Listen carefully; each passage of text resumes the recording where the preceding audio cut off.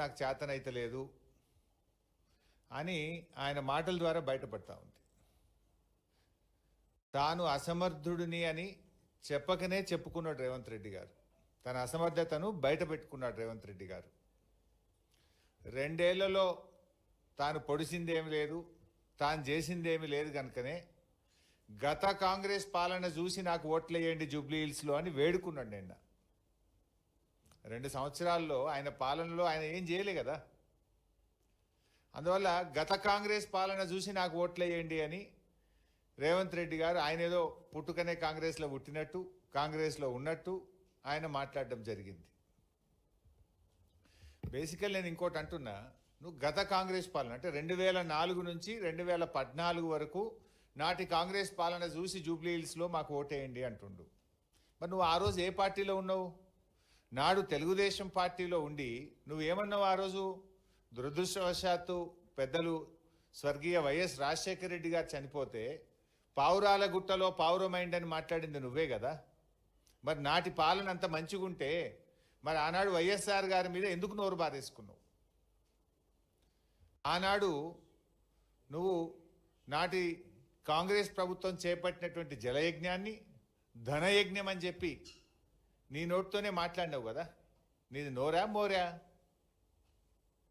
నాడు వైఎస్ రాజశేఖర రెడ్డి గారిని పట్టుకొని క్విడ్ ప్రో కో కింద 1,00,000 కోట్ల రూపాయలు వైఎస్ రాజశేఖర రెడ్డి గారు అవినీతికి పాల్పడాలని మాట్లాడిన మాటలు మరి మర్చిపోయినావా? నీ నోరుని ఏమన్నా ఫినాయిల్తో కడుక్కున్నావా? ఆనాడు అసెంబ్లీలో నేను కూడా ఉన్నా. నాటి తెలంగాణ ఏర్పడక ముందు ఉమ్మడి రాష్ట్రంలో ఆనాటి కాంగ్రెస్ పాలనలో ఇదే రేవంత్ రెడ్డి తెలుగుదేశం ఎమ్మెల్యేగా అసెంబ్లీలో లేచి తన తండ్రి గారు చనిపోతే దహన సంస్కారాలు పూర్తయిన తర్వాత స్నానం చేయడానికి కరెంటు లేదు, కరెంటు ఏఈలకు డిఈలకు ఫోన్ చేసి బతిలాడుకుంటే తండ్రి చనిపోయినాక స్నానం చేయడానికి నీళ్లు లేది పాలన ఈ కాంగ్రెస్ పాలన నువ్వే కదా మాట్లాడింది. ఈరోజు పోయి నీ ఊళ్ళో అడుగు, ఆ బాయిల కాడ ఆ బోర్ల కాడ 24 గంటల కరెంట్ ఇచ్చింది ఎవడు? కేసీఆర్ ఇచ్చిండు. నాడు నీ ప్రభుత్వంలో నాడి కాంగ్రెస్ పాలనలో 6 గంటల కరెంటు రాలే. పొద్దుందాకా 3 గంటలు, పొద్దుకి 3 గంటల కరెంటు నాటి కిరణ్ కుమార్ రెడ్డి గారి పాలనలో. ఈరోజు ఆ పాలనను నువ్వు క్లెయిమ్ చేసుకుంటున్నావు. కానీ ఇలా నీ ఊర్లో అడుగు 24 గంటల కరెంట్ ఇచ్చింది కేసీఆర్ గారు. అంటే నువ్వు అసలు ఏం మాట్లాడుతున్నావు? అంటే ప్రజలంత అమాయకులు అనుకుంటున్నావా? నువ్వు అతి తెలివితో ఏదో పాత కాంగ్రెస్ పాలన చూసి ఓట్లు వేయిందంటే ఇక్కడ ఎవరు నమ్మడానికి చెవులు ఏమన్నా క్యాలీఫ్లవర్లు పెట్టుకున్నారు అనుకుంటున్నావా? నిజంగా నువ్వు నాటి కాంగ్రెస్ పాలన నువ్వు క్లెయిమ్ చేయాలనుకుంటే ఆ రోజు నేను మాట్లాడిన మాటలకు బేషరతుగా క్షమాపణ చెప్తున్నా అని చెప్పిన తర్వాత నువ్వు క్లెయిమ్ చేసుకోవాలి. నాడు వైఎస్ గారి పట్ల మాట్లాడినది కానీ, జలయజ్ఞం మీద మాట్లాడింది కానీ, క్విడ్ ప్రోకో గురించి మాట్లాడింది కానీ, నాటి కరెంటు కోతల గురించి మాట్లాడిన మాటలు కానీ, ఇవన్నీ నేను తప్పు మాట్లాడినా తప్పయింది అని చెంపలేసుకొని క్షమాపణ చెప్పి నాటి కాంగ్రెస్ చూసి ఓట్లేయమని నువ్వు క్లెయిమ్ చేసుకో. అంటే నీకు నువ్వేం చేయలే, 2 ఏళ్లలో నువ్వేం చేయలేదు కనుకనే నాటి కాంగ్రెస్ పాలన గురించి మాట్లాడుతున్నావు. అంటే నీకే తెలివి ఉందా ఏంది? ప్రజలు నీకంటే తెలివైనటువంటి వాళ్ళు రేవంత్ రెడ్డి గారు. ఈ రేవంత్ రెడ్డి ఎటువంటి తినే కంచంలో మట్టి పోసుకునే రకం, తినే కంచంలో ఉంచే రకం ఈ రేవంత్ రెడ్డి. ఇప్పుడు కేసీఆర్ గారు కట్టిన భవనాలన్నీ వాడుకుంటాడు, కానీ అవేం పనికిరావు అంటాడు, ఉపయోగం లేదంటాడు. కేసీఆర్ గారు కట్టిన కమాండ్ కంట్రోల్ రూమ్లో రోజు పోయి కూర్చునేది నువ్వే కదా, సెక్రటరియట్లో కూర్చునేది నువ్వే కదా. కేసీఆర్ గారు కట్టిన కాళేశ్వరం నుంచే మొన్న నువ్వు మల్లన్న సాగర్లో ఫౌండేషన్ వేసి గోదావరి నీళ్లు మూసీకి తెస్తా అని చెప్పింది నువ్వే కదా. కేసీఆర్ గారు కట్టిన ఫ్లైఓవర్ల మీద రోజు కుయ్యి కుయ్యి సైరన్లు వేసుకొని ఎక్కి తిరుగుతున్నది నువ్వే కదా. ఇది తినే కంచంలో ఉంచే రకం కాదు ఇది. కేసీఆర్ గారు చేసిన ప్రతిదాన్ని ఉపయోగించుకుంటావు, మళ్ళీ పైకేళ్ళు మాట్లాడతావు. అంటే పొట్ట నోరిప్పుతే అబద్ధాలే. ఇప్పుడు నేనేమన్నాడు? అప్పుల మీద మాట్లాడిండు. ఈ అప్పుల మీద అయితే పూటకో అబద్ధం మాట్లాడతాడు. అసెంబ్లీలో పెట్టిన వైట్ పేపర్ మీద ఒకటి మాట్లాడతాడు, బట్టి గారు ఒకటి చెప్తాడు, రేవంత్ రెడ్డి గారు ఒకటి చెప్తారు. నిన్న కూడా మాట్లాడుతూ అప్పుల మీద మళ్ళా చిల్లర మాటలు మాట్లాడిండు. నేను ఒకటే అంటున్నా, నువ్వు రాష్ట్రానికి ముఖ్యమంత్రివి, దారిన పోయే దానయ్యవు కాదు. ఏది పడుతుంది ఎటు పడతాడు ఏ పూటకో మాట మాట్లాడడానికి నువ్వేం దారిన పోయే దానయ్యవా? ఇప్పుడు నేను చెప్తున్నది కేసీఆర్ పాలనలో మొత్తం చేసిన అప్పులు 2,80,000 కోట్లని. ఇది పార్లమెంట్లో బీజేపీ ఎంపీ అడిగిన ప్రశ్నకు కేంద్ర ప్రభుత్వం ఇచ్చిన సమాధానం. నా కహాని కాదు. ఏ రోజు అడిగారు? 11th ఆగస్ట్ 2025 సోమవారం, ఈ సంవత్సరమే 11th ఆగస్ట్ 2025 సోమవారం నాడు బీజేపీ ఎంపీ రఘునందన్ రావు గారు అడిగిన ప్రశ్న. ఇందులో ఏం చెప్పారు? ఇందులో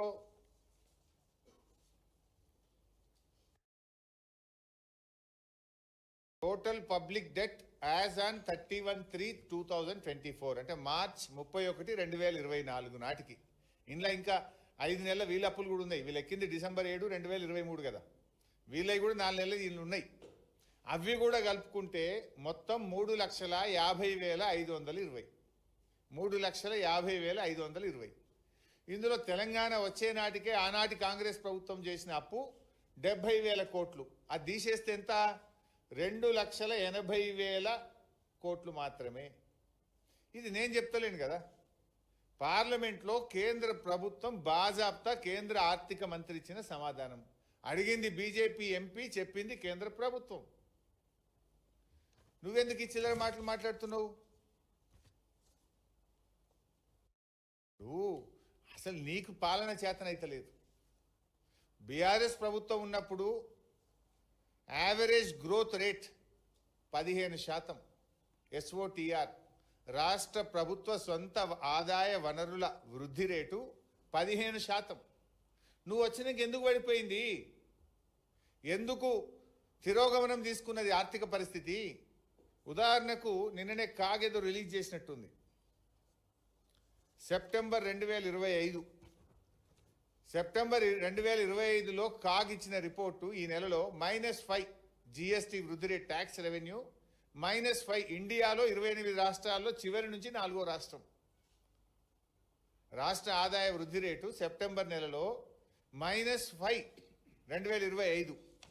ఇగో ఇది సెప్టెంబర్ 2024 +1.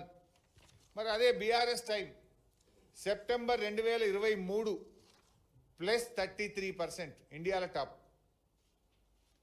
టాప్ +33. ఇవి నా లెక్కలు కావు, కాగు లెక్కలు, కాగు రిపోర్ట్. నేను నా సొంతం ఏం చెప్తలేదు. వెబ్సైట్లో పోయి కాగులో కొడితే వెళ్తాయి. +33%. ఎందుకు తిరోగమనం అవుతుంది? నీ హైడ్రా వల్ల, నీ తుగ్లక్ చర్యల వల్ల, నీ భూదందాల వల్ల, నీ వేధింపుల వల్ల, నీ వసూళ్ల వల్ల. ఇలా స్టాంప్స్ అండ్ రిజిస్ట్రేషన్ తగ్గింది, GST తగ్గింది, రోడ్ ట్యాక్స్ తగ్గింది. ఎందుకు తగ్గుతున్నాయి? అది రివ్యూ చేసుకో. కేసీఆర్ గారి పాలనలో రాష్ట్ర ప్రభుత్వ తలసరి ఆదాయం 1,24,000 నుంచి 3,47,000 కోట్లకు 3,47,000 పెరిగింది కేసీఆర్ పాలనలో. ఆల్మోస్ట్ దేశంలో అత్యధికం. భారతదేశంలోనే అత్యధిక తలసరి ఆదాయం ఉన్న రాష్ట్రాల్లో అగ్రగామిగా తెలంగాణ నిలిపింది కేసీఆర్. అసలు రాష్ట్ర బడ్జెట్, రాష్ట్ర రెవెన్యూ 2014-15లో రాష్ట్ర ప్రభుత్వం యొక్క రెవెన్యూ 62,000 కోట్లు. మేము దిగిపోయే నాటికి 2,30,000 కోట్లతో మీకు ఈ రాష్ట్రాన్ని అప్పచెప్పాం. అంటే 62ను 2,30,000 చేసిందంటే 4 రెట్లు పెంచాం. అందులో 2 కరోనా సంవత్సరాలు. 2 ఏళ్ళు కరోనా వచ్చిన 62,000 నుంచి 2,30,000 కోట్ల రాష్ట్ర ప్రభుత్వ ఆదాయాన్ని పెంచి మీ చేతికి ఇచ్చినాం కదా. 4 రెట్లు పెంచాం. మేమేమో 4 రెట్లు పెంచినాం 9.5 ఏళ్ళలో. 2 ఏళ్ళు కరోనా ఉండంగా.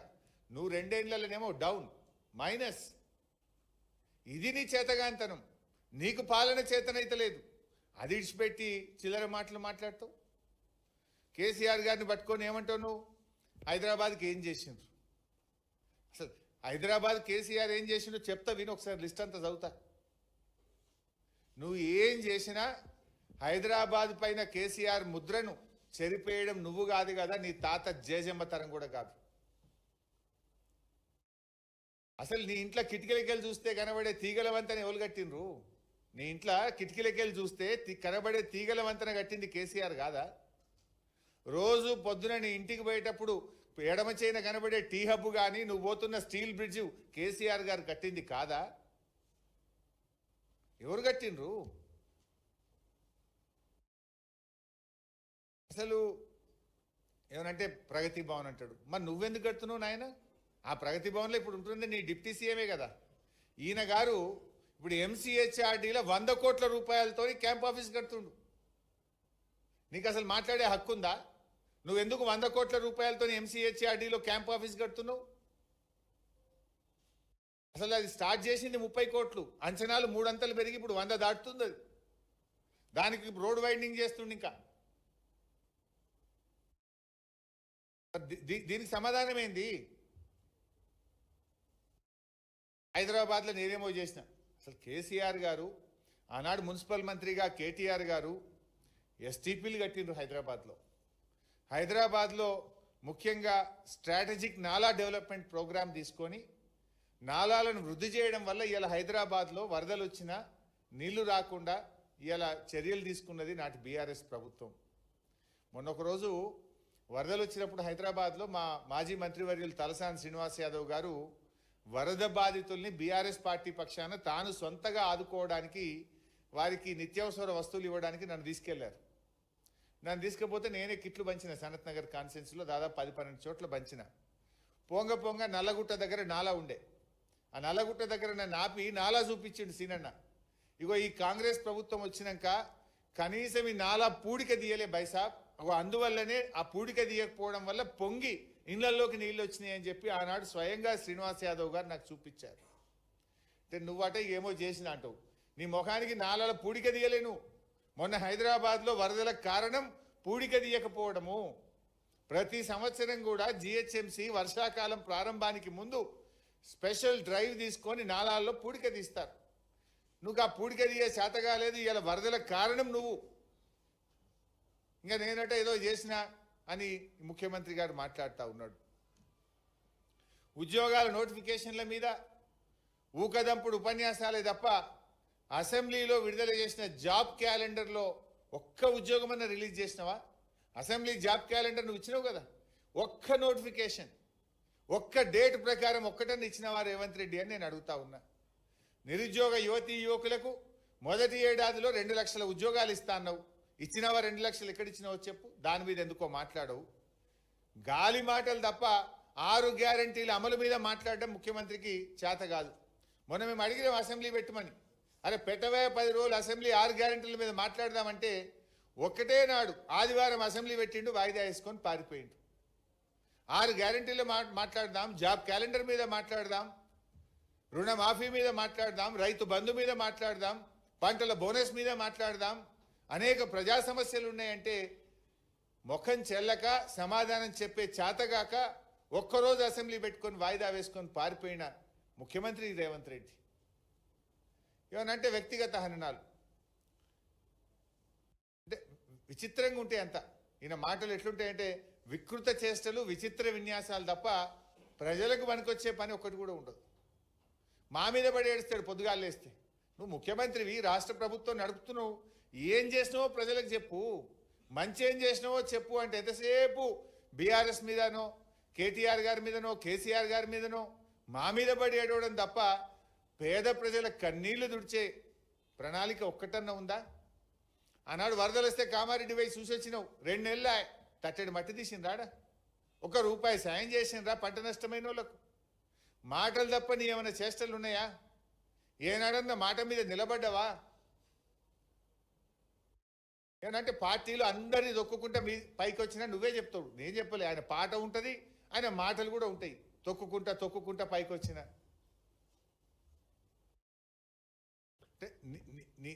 నీ స్టైల్ ఏంది?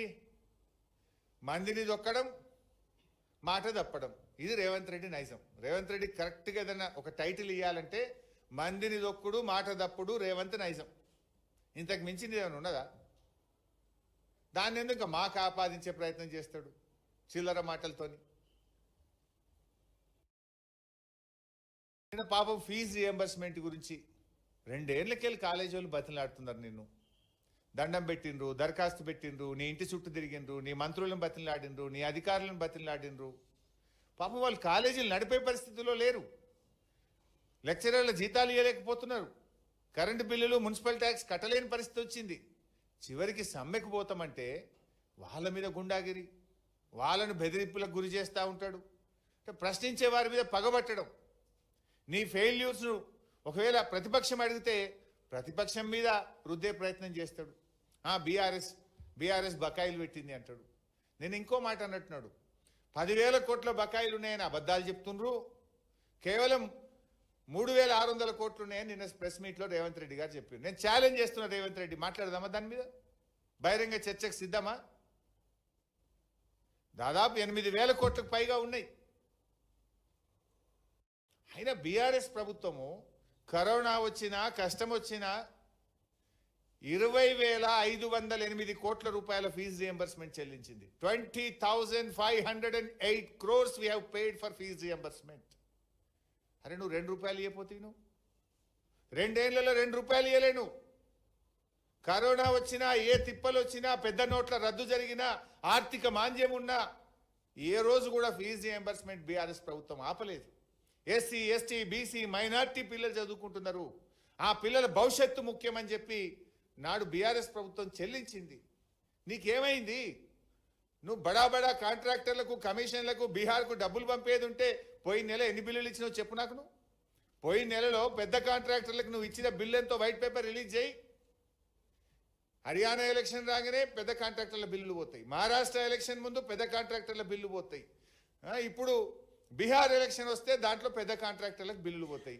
ఈ గరీబ్ పిల్లలకు, ఎస్సీ, ఎస్టీ, బీసీ పిల్లలకి ఇవ్వమంటే నీకు స్కాలర్షిప్ డబ్బులు ఇవ్వమంటే నీకు ఉండయా? నీకు అంటే పిల్లల చదువులు ముఖ్యమా, నీకు కమిషన్లు ముఖ్యమా? Command release the white paper. Maharashtra ఎన్నికల ముందో, హర్యానా ఎన్నికల ముందో, నిన్న బీహార్ ఎన్నికల ముందు బడా కాంట్రాక్టర్లకు నువ్వు ఇచ్చిన బిల్ ఎంత, నువ్వు కొట్టిన కమిషన్లు ఎంత? అరే బీఆర్ఎస్ ఇచ్చింది కదా. కరోనా ఉంటే కూడా మేము 9.5 ఏళ్లలో 20,508 కోట్ల రూపాయలు మేము ఇచ్చినాం కదా ఫీజు రియంబర్స్మెంట్.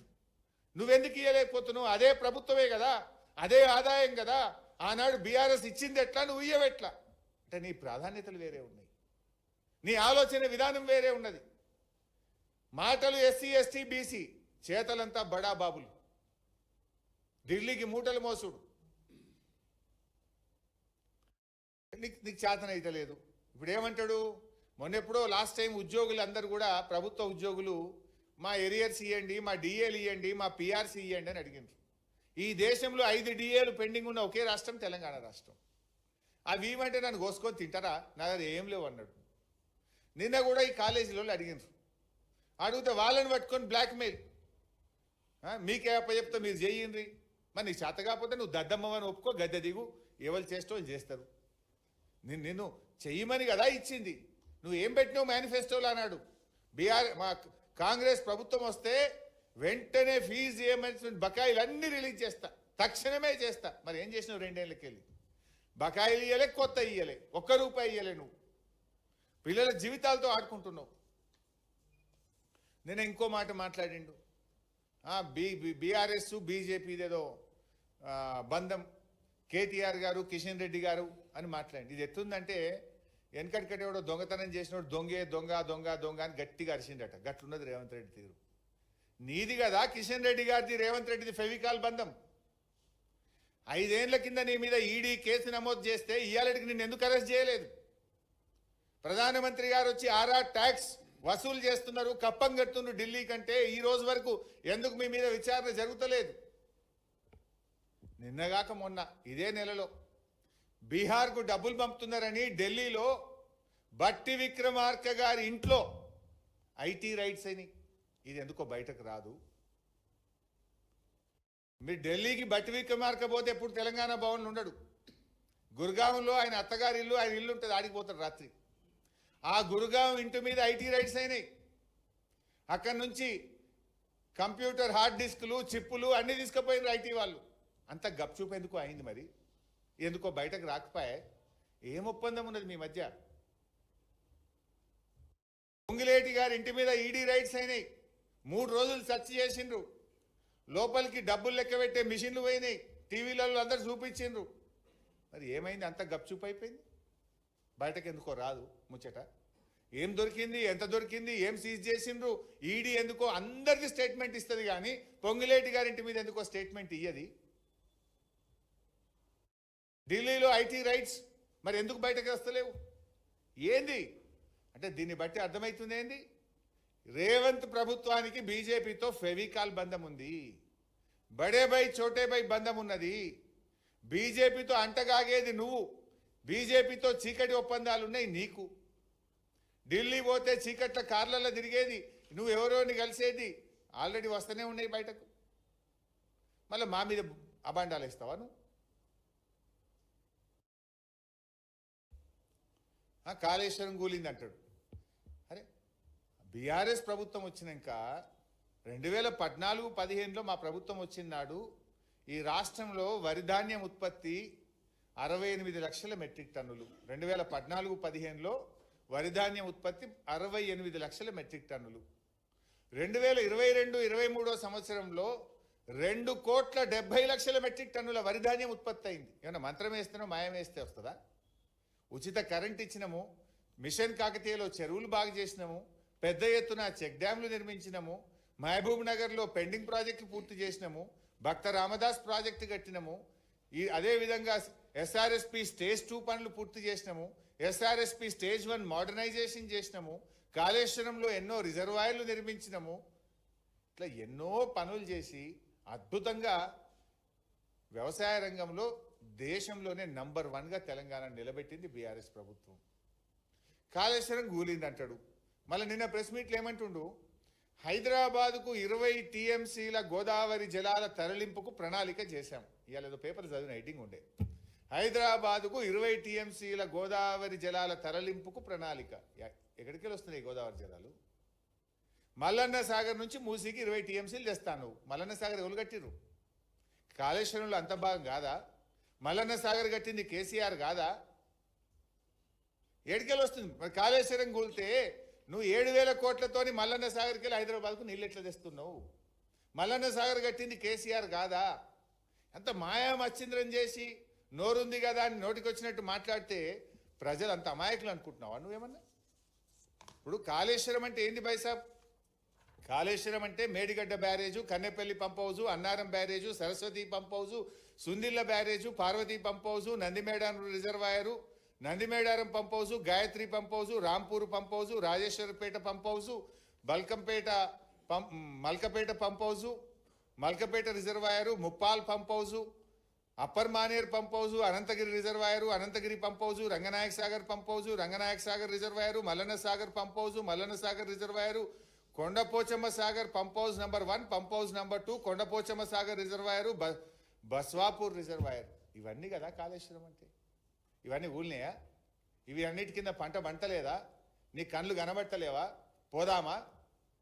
ఇవాళ అంతగిరి కింద పంట మంటలేదా? రంగనాయక్ సాగర్ కింద పంట మంటలేదా? మల్లన్న సాగర్ కింద పంట మంటలేదా? కొండపోచమ్మ కింద పంట మంటలేదా?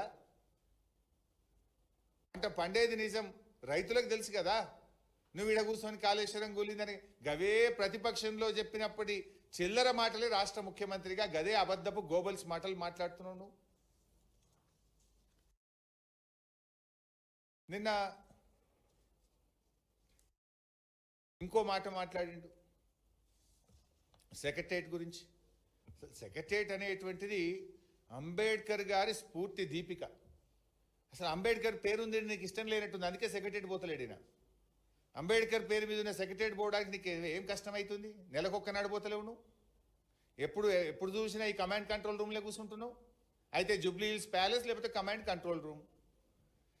ఇలా నీకు తెలంగాణ సోయి లేదు, నీకు తెలంగాణ ఉద్యమంలో పాల్గొనలేదు నువ్వు. సచివాలయం ఎందుకు కట్టిందో నీకు ఎప్పటికీ అర్థం కాదు. తెలంగాణ షాన్. ఇలా ఆ రోడ్డు మీద ఎవరు పోయినా ఫోటోలు దిగుతున్నారు కదా, సెల్ఫీలు దిగుతున్నారు కదా. తెలంగాణ ప్రజలు, వివిధ రాష్ట్రాల ప్రజలు ఎవరు వచ్చినా ఈ సెక్రటరేట్ను చూసి అబ్బురపడి తెలంగాణ గౌరవం పెరిగింది, తెలంగాణ ప్రతిష్ట పెరిగే విధంగా కేసీఆర్ తెలంగాణ పరిపాలన సౌధాన్ని నిర్మించింది బీఆర్ఎస్ ప్రభుత్వం.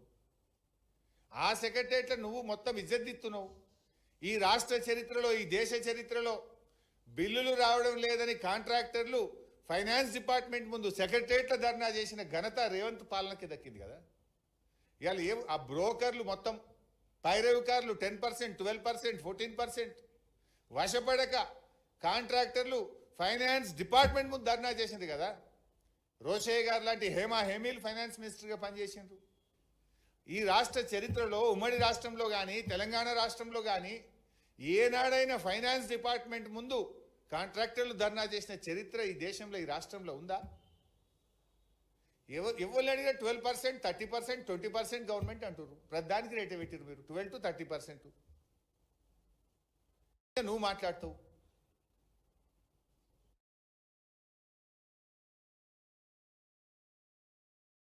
పీజేఆర్ గురించి మాట్లాడతాడు. అసలు పీజేఆర్ గురించి మాట్లాడే నైతిక హక్కు నీకుందా? నువ్వే కదా పిసిసి ప్రెసిడెంట్. ఎందుకు ఇవ్వలే పీజేఆర్ కొడుకు టికెట్ను?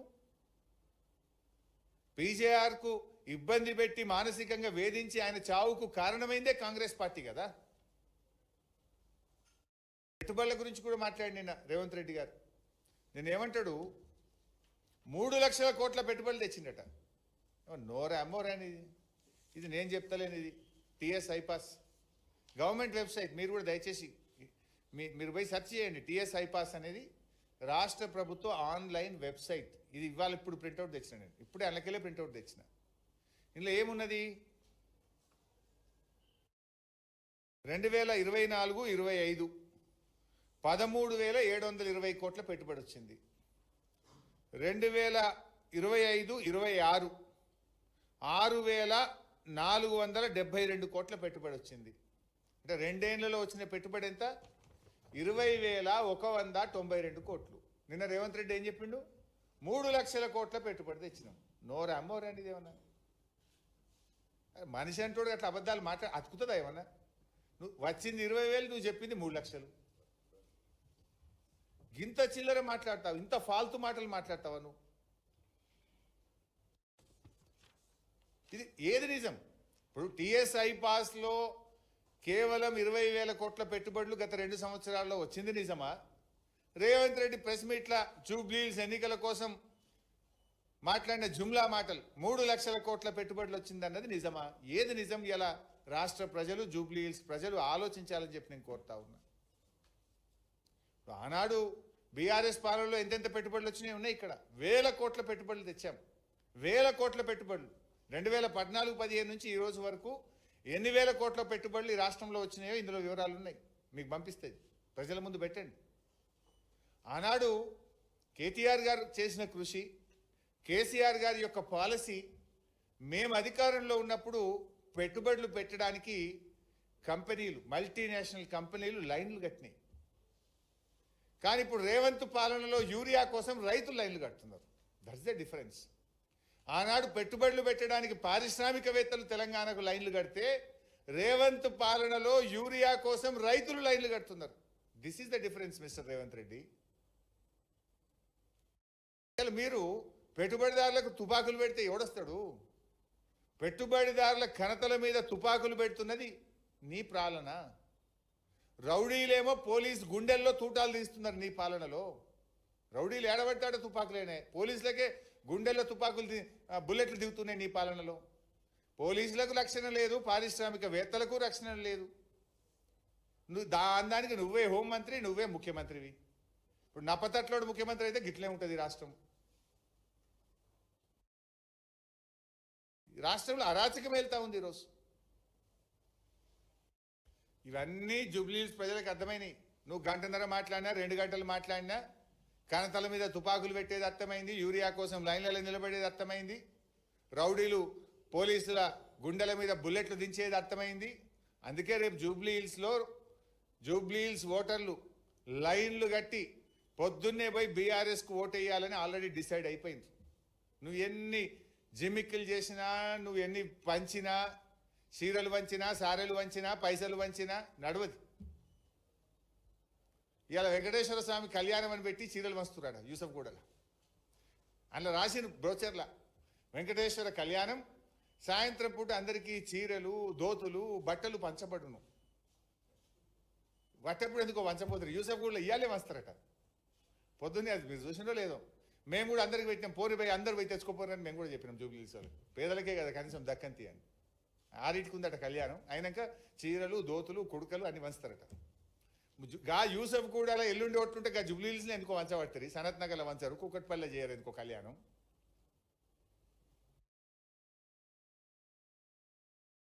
ఎట్లుందంటే రేవంత్ రెడ్డి చెప్తున్న ముచ్చట వెనకట్ కూడా అన్నాడట, పనిమంతుడు పందిరేస్తే కుక్కతోక దాగి కూలిపోయిందట. గట్లున్నది రేవంత్ తీరు. బాబు రేవంత్ గారు, నువ్వు తెలంగాణకు నీ పార్టీ నీ పాలన ఏం చేయలేదు, ఏం చేయబోదు అని ఈ రాష్ట్ర ప్రజలకు జూబ్లీహిల్స్ ప్రజలకు స్పష్టంగా అర్థమైపోయింది. ఇక ఏం చేసిండ్రు కేసీఆర్ గారు అని కూడా వీళ్ళు మాట్లాడుతున్నారు. మేము సీతమ్మ బ్యారేజ్ కట్టినాం, పూసుగూడెం పంప్ హౌస్ కట్టినాం, బిజ్కొత్తూరు పంప్ హౌస్ కట్టినాం, Kamalapuram pump house, Narlapur pump house, Anjanagiri reservoir, Yedula pump house, Yedula reservoir, Vattem pump house, Vattem reservoir, Kurumurthy reservoir, ఇట్లా ఎన్ని, పాలమూరు రంగారెడ్డి ప్రాజెక్టులో Uddandapur pump house, Uddandapur reservoir, Tummilla lift irrigation, pending ప్రాజెక్టులు 4,000 కోట్లతోని 7 లక్షల ఎకరాలకు పాలమూరు జిల్లాలో నీళ్లు ఇచ్చినాం. వరంగల్లో 2,000 పడకల సూపర్ స్పెషాలిటీ హాస్పిటల్, రాష్ట్రంలో 500 బస్తీ దవాఖానాలు, 3,200 పల్లె దవాఖానాలు, పంజగుట్టలో నిమ్స్ విస్తరణ, TIMS LB Nagar, TIMS Sanath Nagar, TIMS Alwal, 18 nursing కాలేజీలు, 79 డయాలసిస్ కేంద్రాలు, 22 ఎంసీహెచ్ సెంటర్లు, Sangareddy medical college, Kothagudem medical college, Mahabubabad medical college, Nagarkurnool medical college, Rangareddy medical college, Ramagundam medical college, Jagtial medical college, Mancherial medical college, Wanaparthy medical college, Siddipet medical college, Mahbubnagar medical college, Suryapet medical college, ఇట్లా చదివితే చాలా ఉన్నాయి. 12 ప్రభుత్వ పాలిటెక్నిక్లు, 32 integrated కలెక్టరేట్లు, 32 ఎస్పీ కార్యాలయాలు, టీ హబ్బు, వి hub, T works, 125 అడుగుల అంబేద్కర్ విగ్రహము, పోలీస్ కమాండ్ కంట్రోల్ రూము, అమరవీరుల స్మారక చిహ్నము, 34 హైదరాబాద్లో మోడల్ గ్రేవ్యార్డ్లు, 109 అర్బన్ పార్కులు, కాలోజీ భవన్, బంజారా భవన్, కొమరంభీం భవన్, అనిసిల్ గుర్బా భవన్. ఫ్లైఓవర్ల గురించి మాట్లాడతాడు ఈయన. వెనకటికి ఎక్కడో ఒకటి తార్నాకల కాంగ్రెస్ కట్టిందట.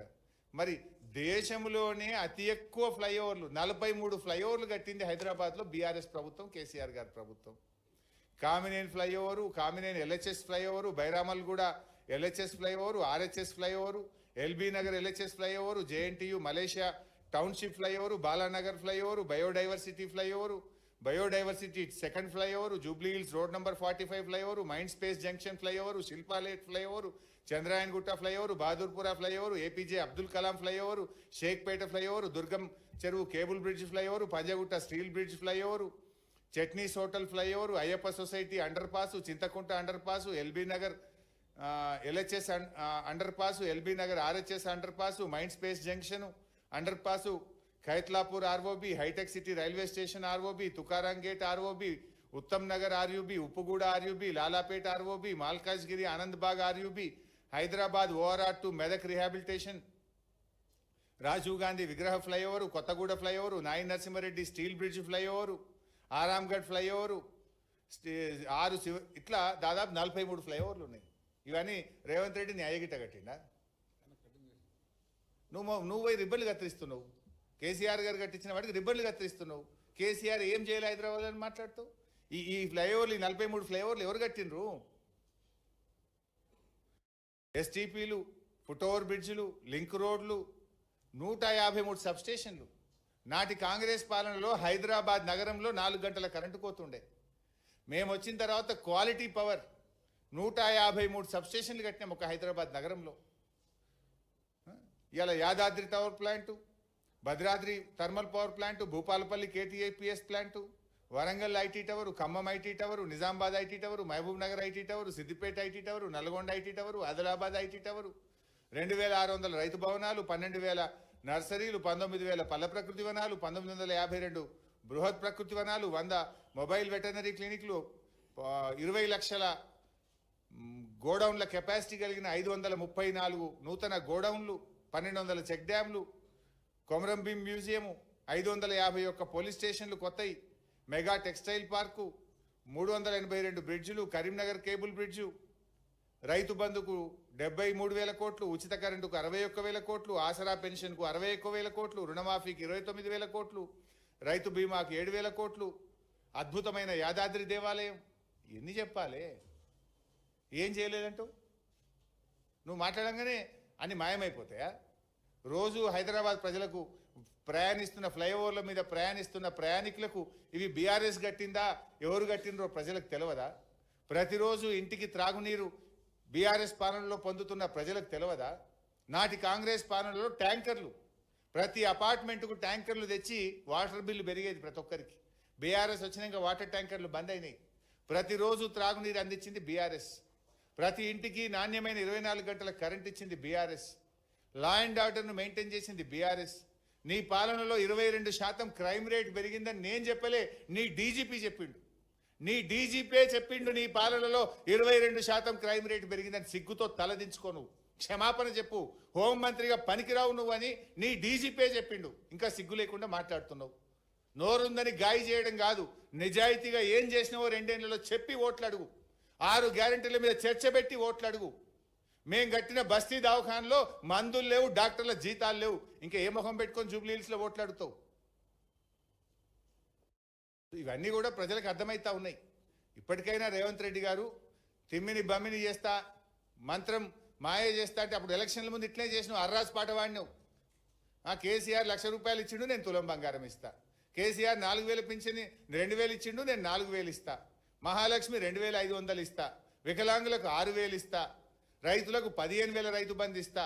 అన్ని పంటలకు బోనస్ ఇస్తా. అడ్డగోలు మాటలు మాట్లాడి అడ్డదారిలో అధికారంలోకి వచ్చి మళ్ళీ ఏది చెయ్యక ఎల్లెలకల పడి ప్రజల్ని మోసం చేసి చెంపలేసుకోవాల్సింది పోయి క్షమాపణ చెప్పాల్సింది పోయి నోరుంది కదా అని గాయ పెడుతున్నావు. బట్ ప్రజలకు అన్ని అర్థమైనాయి. డెఫినెట్గా ప్రజలు నీకు తగిన గుణపాఠం చెప్తారు. Thank you. మేమందరం అడుగుతున్నది కేసీఆర్ డైరెక్షనే కదా. ఇవాళ జూబ్లీ హిల్స్లో తిరిగే ప్రతి కార్యకర్త, ప్రతి నాయకుడు కేసీఆర్ గారి డైరెక్షన్లోనే మేమందరం పనిచేస్తున్నాం.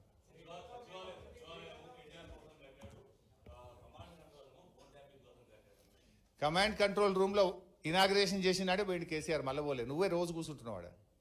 కేసీఆర్ ఒక్కసారి పోయిండా? ఇనాగ్రేషన్ చేసినాడు పోయిండంటే మళ్ళీ పోలే. నువ్వు మాత్రం రోజు పోయి కూర్చుంటున్నావు. అది నీకే వర్తిస్తుంది. నువ్వు చేసింది ఏంది, అడుక్కున్నది ఏందో చెప్పరాదే. మా సుధీరన్నం బిలువ వస్తాడు, ఏడ అడుక్కున్నామో చెప్తాం. నువ్వు చేసింది ఏంది, అడుక్కున్నది. ఇంకా నాలల పుడిక తీయే చేత కాదు నీకు. ప్రతిసారి ఎండాకాలంలో నాలల పుడిక తీస్తారు. సో దట్ వర్షాకాలంలో వచ్చే వరద నీరు నాలలో ఫ్రీగా ఫ్లో కావాలి. గజ్జేక మొత్తం వరదలు వచ్చి హైదరాబాద్ మునిగిపోయింది నీ చేతకాంతనం వల్ల. నీ మున్సిపల్ మినిస్టర్గా నువ్వు ఫెయిల్, హోమ్ మినిస్టర్గా నువ్వు ఫెయిల్, విద్యాశాఖ మంత్రిగా నువ్వు ఫెయిల్.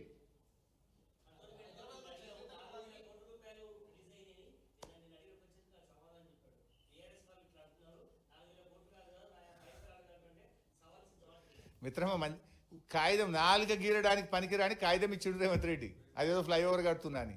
నువ్వు ఏం చెప్పినావు? 6,000 డబుల్ బెడ్రూమ్లు కంటోన్మెంట్లో కడతాను. పోదాంపా, ఒక్క ఇల్లు కట్టినవా కంటోన్మెంట్లో? ఆడగట్టినవో చూపి. 25 కోట్లతో స్టేడియం కడతాను. ఏడగట్టినవో చెప్పు, నేను ఎప్పుడు రమ్మంటే అప్పుడు వస్తా. ఏడగట్టినవో కంటోన్మెంట్లో స్టేడియం చూపి నాకు. అవేంది, మిలిటరీ ల్యాండ్లకు పట్టాలు ఇప్పిస్తా అన్నావు. ఎవరికైనా ఒకరికి పట్టా ఇస్తే ఏ ఇంటికి ఇప్పించినావో చెప్పు, పోయి చూద్దాంపా. ఒక్కటి చేయలేను. ఉత్తగో జీవో, ఆ ఫ్లైఓవర్కు 4 గీరితే పనికిరాని జీవో. అది ఎప్పుడు కొబ్బరికాయ కొట్టిండు మీకు గుర్తుందా? పార్లమెంట్ ఎన్నికల ముందు కొబ్బరికాయ కొట్టిండు. మార్చి 2024లో కొట్టిండు. ఇప్పుడు మనం ఉన్నది నవంబర్ 2025. 17 నెలలు, 18 నెలలు అయింది. 18 నెలల్లో ఏనన్నా ఒక ఇటుక పెట్టినావా? 4 గీరితే పనికిరాని కాగితం తప్ప. 18 నెలల కింద నువ్వు శంకుస్థాపన చేసినావు దీనికి. జూబ్లీ బస్ స్టాండ్కి ఎదురుగా ఆ శిలాఫలకం నిన్ను ఎక్కిరిస్తుంది. 18 నెలల కింద నువ్వు కొబ్బరికాయ కొట్టిన శిలాఫలకం రేవంత్ రెడ్డి నువ్వు ఎక్కడా అని నిన్ను ఎక్కిరిస్తుంది. 18 నెలల్లో తట్టెడు మట్టి తీయలే.